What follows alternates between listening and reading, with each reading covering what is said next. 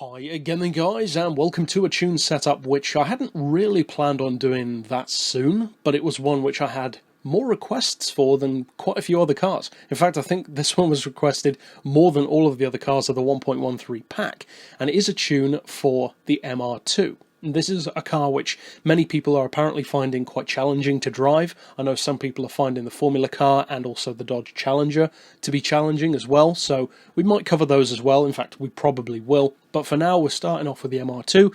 As you can see, as far as upgrades, I have dropped the weight, but I haven't increased the power. It is upgraded, but I've got it stock, basically. So just build it to whatever level you need, increase the power, decrease it, likewise with the weight. Traction control, I would pretty much always recommend having turned off, but of course that's down to your skill level, experience level, and also just personal preference.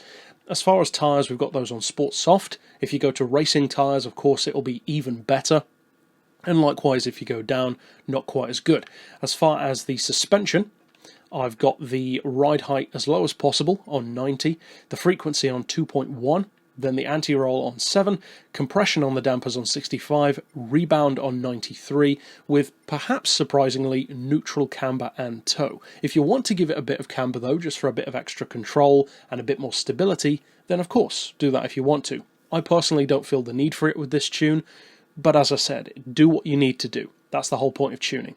As far as the diff, I've gone for the lowest initial torque with the highest settings on both acceleration and braking. I know that my personal diff settings don't work for everyone. Well, nobody's works for everyone. That's the nature of driving styles. So if you want to try something else, by all means mess around. You can always come back and reset it to this if you need to. Or if you already know one that works better for you, again, by all means do that.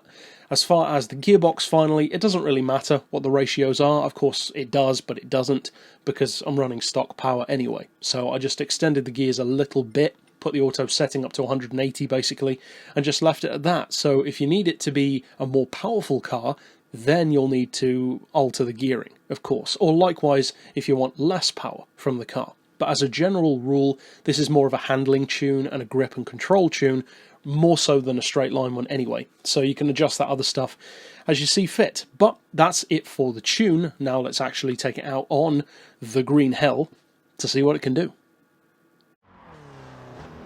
So this particular footage is once again taken from the same footage that I used for my review of the car, and the lap in this car, as I mentioned in that video, was only about 2 or 3 seconds off the pace of my R32 Skyline tune, which is a whole category higher.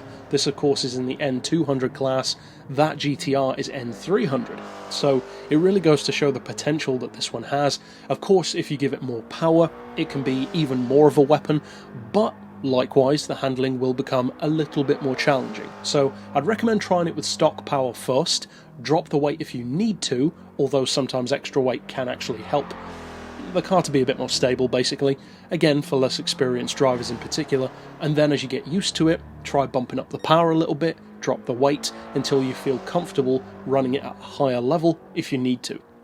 But overall, I hope you enjoy using the tune, potentially win races with it. I know a lot of you guys wanted more control out of your MR2, so if you'd like to check out other control tunes, straight line builds, drag tunes, various others as well, replicas even, then of course you can click through to the playlist for all of those at the end of this video. But for now, as always, thanks for watching.